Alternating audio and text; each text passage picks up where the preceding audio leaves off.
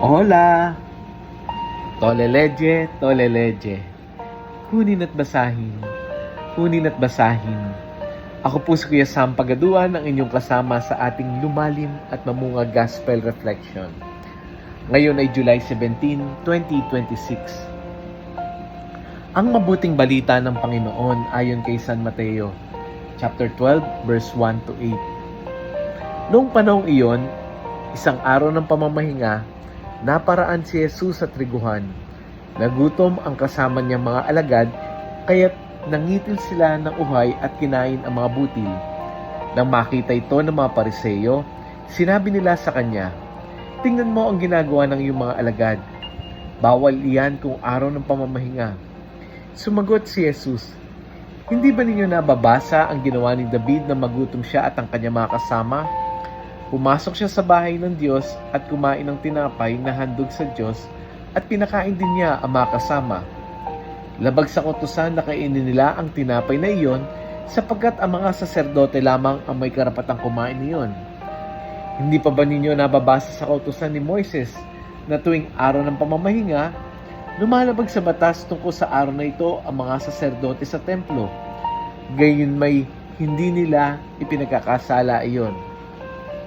Sinasabi ko sa inyo, narito ang isang higit na dakila kaysa templo. Hindi sana ninyo hinatulan ang mga walang sala kung alam ninyo ang kahulugan ng mga salitang ito. Habag ang ibig ko, hindi hain, sapagkat ang araw ng pamamahinga ay nasa ilalim ng kapangyarihan ng anak ng tao." Ang mabuting balita ng Panginoon. Pinupuri ka namin, Panginoong Hesukristo. Happy Friday po sa inyong lahat. Sa Gospel ngayon, dumaan si Jesus at ang kanyang mga alagad sa triguhan at natapat na iyon ay araw ng Sabat. Nagutom ang mga alagad kaya pumitas sila ng mga uhay at kinain ng mga ito. Nakita ito ng mga Pariseo at agad nilang sinabi, "Tingnan mo yung ginagawa ng iyong mga alagad. Bawal yan tuwing araw ng Sabat." Para sa mga Pariseo, ang pinakamahalaga ay ang mahigpit na pagsunod sa batas. Ngunit ipinaalala ni Jesus ang dalawang pangyayari sa lumang tipan. Una, si David na kumain ng tinapay na nakalaan lamang para sa mga saserdote dahil sa matinding gutom, pangangailangan. At pangalawa, ang mga pari na nagtatrabaho sa templo tuwing Sabat, ngunit hindi nagkakasala dahil ang kanilang paglilingkod ay para sa Diyos. At pagkatapos ay sinabi ni Jesus, "Habag ang ibig ko at hindi hain." Ang ibig sabihin, kapag ang pagsunod sa batas ay nawawala ng pag-ibig at habag, nawawala ang tunay na layunin nito. Ang Sabat ay ibinigay upang i-bless ang tao.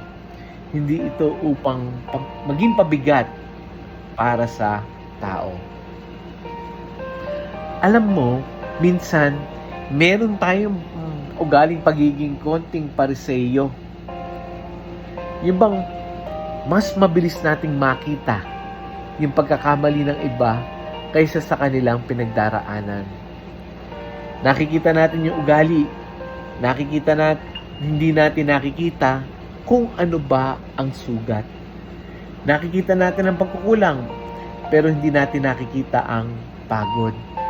Nakikita natin yung pagkakamali, pero hindi natin nakikita yung mga luha ng isang tao. Ilang beses na nga ba tayong nanghusga sa isang taong hindi natin lubos nakakilala? Minsan, kahit nga'y anak natin, napakatamad naman. Pero gabi-gabi pala, ay gumagawa siya ng kanyang homework. May mga estudyanteng natutulog sa klase. Pero hindi natin alam, nagtatrabaho pala para makatulong sa pamilya. Meron kang isang katrabaho mainitin ng ulo, pero may mabigat palang dinadalang problema. Diba minsan may mga taong may sumpong, pero hindi natin alam ano nga ba ang pinagdadaanan. Hindi ibig sabihin ay binabaliwala natin.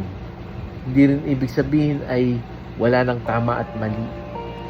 Dito, Ini-stress natin muli yung sinabi ni Jesus, habag ang ibig ko at hindi hain. Hayaan natin na sa ating pagsamba, sa ating pagninilay, sa ating pakikinig ng salita ng Diyos, ito ay magbunga ng isang pusong mabagin. Kaya ngayong araw na ito, kung may taong nahihirapan o nagkakamali, piliin nating unawain bago husgahan. Let us pray. Lord, salamat dahil hindi mo kami tiningnan ayon lang sa aming pagkukulang. Tinitingnan mo yung aming puso. Turuan mo kaming maging mahabaging tulad mo. Lalong-lalo na kapag kami ay madaling manghusga. Paalala mo, mas marami kang ipinapakitang awa kaysa sa paghatol sa aming buhay. Nawa ang aming pagsamba sa iyo ay makita hindi lamang sa aming pagdarasal at pagsisimba, kundi sa aming pagmamahal, pag-unawa at habag, malasakit sa kapwa. Amen. Bago tayo magtapos, baka may kakilala kang, naku, ito, taong to, napaka-judgmental, mabilis manghusga. Share natin ito. Share na natin ang audio gospel ito sa ating mga kaibigan, kakilala, sa mga ka-office mate, sa ating mga classmate, kamag-anak, sa mga GC natin.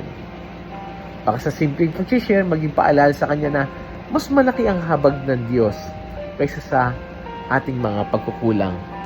Muli, ako po si Kuya Sam Pagaduan, lagi nag-aanyaya. Halina, tayo ay lumalim at mamunga.